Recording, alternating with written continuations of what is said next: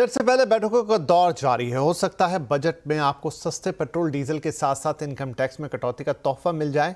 आने वाले बजट में सरकार से इंडस्ट्री ने तो ये मांगे रख दी हैं। आज वित्त मंत्री निर्मला सीतारमण ने सीआईआई और फिक्की के साथ बैठक की है। ज्यादा डिटेल्स के लिए हमारे साथ हैं हमारे सहयोगी आलोक प्रियदर्शी। तो आलोक, काफी सारी मांगे हैं, पेट्रोल डीजल में एक्साइज का कट, लोगों का इनकम टैक्स कट, कितनी उम्मीद लगाई जाए? देखिए, इस वक्त जो सरकार के सामने सबसे बड़ा जो मुद्दा वो है कंजम्पशन डिमांड को बूस्ट करना, यानी कि जो डिमांड गिर रहा है उसको किस तरह से बढ़ाया जाए। उसके लिए आज इंडस्ट्री के साथ जो प्री बजट मीटिंग हुई वित्त मंत्री की, उसमें कई सारे ऐसे उपाय सुझाए गए जिसको अगर सरकार मान लेती है बजट में, तो जाहिर है कि पेट्रोल डीजल से लेकर इनकम टैक्स के मोर्चे पर आम आदमी को राहत मिल सकती है। खासतौर से अगर पेट्रोल डीजल की बात करें तो सीआई बॉडी ने सुझाया कि जो इस पर एक्साइज ड्यूटी है इसमें कटौती की जानी चाहिए, क्योंकि 2022 से एक्साइज ड्यूटी में कोई कटौती नहीं हुई और पेट्रोल के दामों में करीब 21 रुपए और डीजल के दामों में करीब 18% जो है वो हिस्सा एक्साइज ड्यूटी का है। लिहाजा इसमें कमी की जाना बहुत जरूरी है, क्योंकि 40% जो इंटरनेशनल क्रूड के दाम है वो गिर चुके हैं और इसमें सरकार ने अभी तक कोई कमी नहीं की है। दूसरा जो डिमांड रखा गया इंडस्ट्री की तरफ से, और ये डिमांड सभी की तरफ से थी, चाहे वो पीएचडी था, सीआईआई था, फिक्की थे, ये सभी लोगों ने कहा कि इनकम टैक्स के मोर्चे पर कटौती की जानी चाहिए, क्योंकि इस वक्त जो आम आदमी की कमाई का ज्यादा हिस्सा खाने पीने में खर्च हो रहा है, लिहाजा उसके पास डिस्पोजेबल इनकम बिल्कुल नहीं है। इसलिए इनकम टैक्स में कटौती की जानी चाहिए, और वो भी कितनी, 20 लाख से नीचे जितने भी लोग कमाते हैं उनकी इनकम टैक्स में सरकार को कटौती की जानी चाहिए। ये एक बड़ी डिमांड इंडस्ट्री की तरफ से देखने को मिली और इसके पीछे तर्क यही दिया गया कि अगर ऐसा होता है तो कंजम्पशन डिमांड को बूस्ट करने में मदद मिलेगा। तीसरी मांग रखी गई कि जो खासतौर से रूरल एरिया है, खासतौर से इसमें पीएम किसान सम्मान योजना है, इसके अलावा जो मनरेगा स्कीम है, मनरेगा स्कीम मांगी गई कि जो भी 267 रुपए का जो दिहाड़ी है मजदूरों की दी जाती है उसको बढ़ाकर 375 रुपए किया जाना चाहिए, और जो पीएम किसान सम्मान योजना में जो 6,000 रुपए मिलते हैं उसको बढ़ाकर 8,000 किया जाना। यानी कुल मिलाकर रूरल इंडिया में सरकार को और ज्यादा सीधे पैसे भेजने की जरूरत है, ताकि रूरल डिमांड जिस तरह से पिछले दिनों में जिसमें असर दिखा है और ज्यादा तेजी से बढ़े। इसके अलावा एमएसएमई सेक्टर को और सपोर्ट देने की बात की गई, कैपेक्स बढ़ाने की बात की गई। ये तमाम डिमांड इंडस्ट्री की तरफ से सरकार के सामने रखी गई। अभी जो दूसरी बैठक अभी जो चल रही है वो हेल्थ और एजुकेशन सेक्टर के साथ चल रही है। जाहिर सी बात है, हेल्थ और एजुकेशन सरकार के लिए भी एक प्रायोरिटी सेक्टर है, और यहाँ पर जो लोग रिप्रेजेंटेटिव आए हैं इस सेक्टर के, वो भी यही डिमांड कर सकते हैं कि जो इस हेल्थ और एजुकेशन में और खर्च बढ़ाए जाने की जरूरत है, और खासतौर से जो एजुकेशन सेक्टर है उसमें कम से कम विकसित देशों में जो 9% के करीब खर्च किया जाता है जीडीपी का, उसको कम से कम जो अभी काफी कम है, 2% 3% के आसपास अभी सरकार खर्च करती है, उसको और बढ़ाया जाना चाहिए। तो ये तमाम आज प्री बजट बैठक जो वित्त मंत्री के साथ चल रही है उसमें तमाम इंडस्ट्री और जो हेल्थ और एजुकेशन सेक्टर के जो लोग हैं, रिप्रेजेंटेटिव है, वो रख रहे हैं। जी, बहुत शुक्रिया आलोक इस अपडेट के लिए। इस बजट में वित्त मंत्री से सीआईआई की क्या डिमांड है, इस पर कन्फेडरेशन ऑफ इंडियन इंडस्ट्री के प्रेसिडेंट संजीव पुरी से एक्सक्लूसिव बातचीत की है आलोक प्रियदर्शी ने।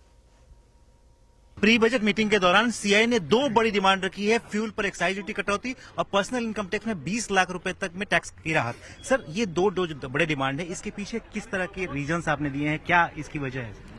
नहीं, सिर्फ इसका मेन रीजन ये है कि it will increase the disposable income in the hands of the consumers, therefore boost consumption, and with that will go tax buoyancy itself. That's the fundamental idea. जी, पर्सनल इनकम टैक्स में जो 20 लाख रुपए तक कटौती होगी, वो उसके लिए फिर सरकार को अपना फिस्कल भी एक्सरसाइज करना पड़ेगा। 20 लाख तक राहत देने की क्यों जरूरत है इस वक्त? इसलिए क्योंकि ये कंज्यूमर्स के हाथ में डिस्पोजेबल इनकम बढ़ाने के लिए, so that consumption can be boosted, ये इसका कारण है। और हमने देखा है पास्ट में कि जो मॉडरेशन होता है टैक्सेस में, उससे एक्चुअली टैक्स कलेक्शन कम नहीं होता।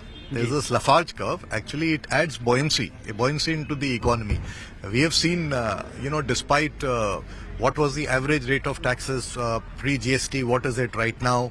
Even other income tax rates have got reduced, but the revenues of the government have been buoyant. Last सवाल सर कि फ्यूल पर जो आपने कहा कि 40% जो इंटरनेशनल क्रूड में कटौती हो चुकी है और 2022 से अभी तक कोई भी एक्साइज ड्यूटी में कटौती नहीं, वो मेंटेन्ड है, ये कितने बड़ा रीजन है इन्फ्लेशन बढ़ाने में? देखिए, जब इनपुट कॉस्ट बढ़ता है तो naturally it contributes to cost of everything, तो वो तो कनेक्टेड है definitely. So that is the reason we have suggested that there could be some cut on excise duty which will find relief to consumers.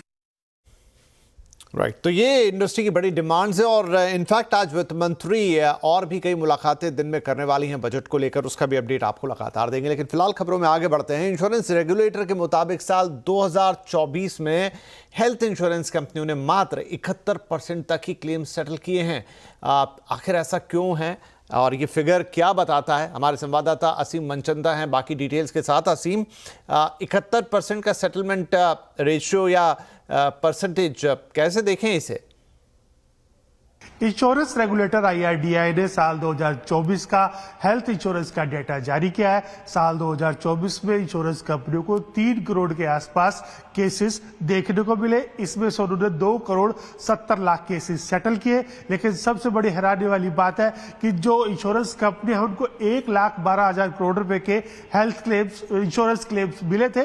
लेकिन इसमें से उन्होंने मात्र 71% यानी कि 84,483 करोड़ के ही केस सेटल किए. और खासतौर पे ये भी बता दूं कि जो इंश्योरेंस कंपनियां, उन्होंने 15,000 करोड़ इस तरह से जो उनको रिजेक्ट कर दिया क्योंकि ये इंश्योरेंस की टर्म्स एंड कंडीशन को पूरा नहीं करती थी. और 11,000 करोड़ के क्लेम्स उनको इसलिए रिजेक्ट कर दिया, अस्वीकार कर दिया क्योंकि उनके दस्तावेज जांच के बाद सही नहीं पाए गए थे.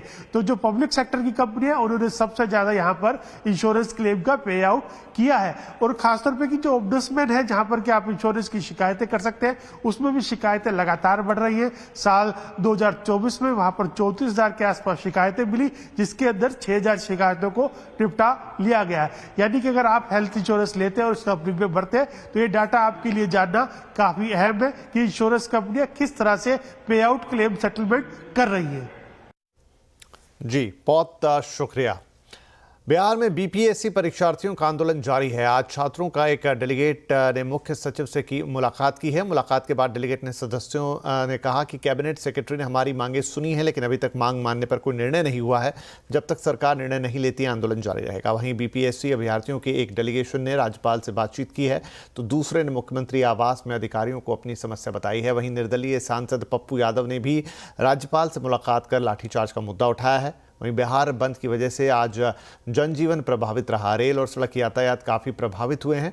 रविवार को हुए हंगामे और लाठीचार्ज के बाद इस मामले में प्रशांत किशोर समेत 600 से ज़्यादा अज्ञात लोगों के खिलाफ FIR दर्ज की गई है. प्रशांत किशोर पर छात्रों को उकसाने का आरोप लगा है. दिल्ली चुनाव पर पार्टियां अपने अपने दांव खेल रही हैं. आम आदमी पार्टी एक के बाद एक योजनाओं का ऐलान कर रही है. आज दिल्ली के पूर्व CM और आप संयोजक अरविंद केजरीवाल ने पुजारी ग्रंथी सम्मान योजना को लॉन्च किया. इस योजना के तहत दिल्ली में ग्रंथी और पुजारियों को हर महीने 18,000 रुपये मिलेंगे. इसके लिए रजिस्ट्रेशन कल से शुरू हो जाएगा और केजरीवाल ने ऐलान किया है कि इसकी शुरुआत कनॉट प्लेस में हनुमान मंदिर से की जाएगी. पुजारी ग्रंथी सम्मान योजना, इस योजना के तहत मंदिरों में भगवान की पूजा करने वाले लोगों को पूजा करवाने वाले पुजारियों को और गुरुद्वारे में ग्रंथियों को हर महीने सम्मान राशि देने का प्रावधान है. लगभग 18,000 रुपये महीना इनको सम्मान राशि दी जाएगी हमारी सरकार बनने पर. कम से कम पुजारियों और ग्रंथियों की योजना को रोकने की कोशिश ना करें, बहुत पाप लगेगा.